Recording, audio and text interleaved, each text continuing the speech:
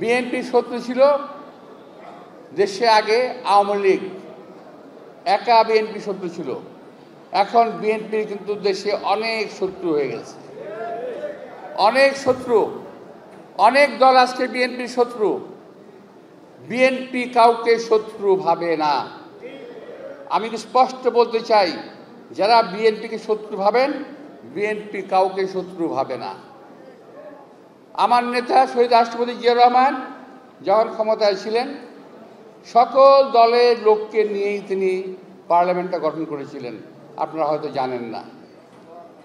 আমি নিজে শহীদ রাষ্ট্রপতি জিয়া রহমানকে প্রশ্ন করেছিলাম, স্যার এই সমস্ত লোকদেরকে নিয়ে আপনি কেন একটা বদনামের পাত্র হচ্ছেন?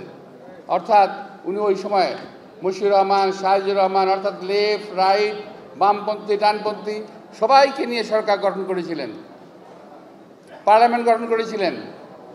কিন্তু আমার কথার জবাবে তিনি বললেন যে দেখো,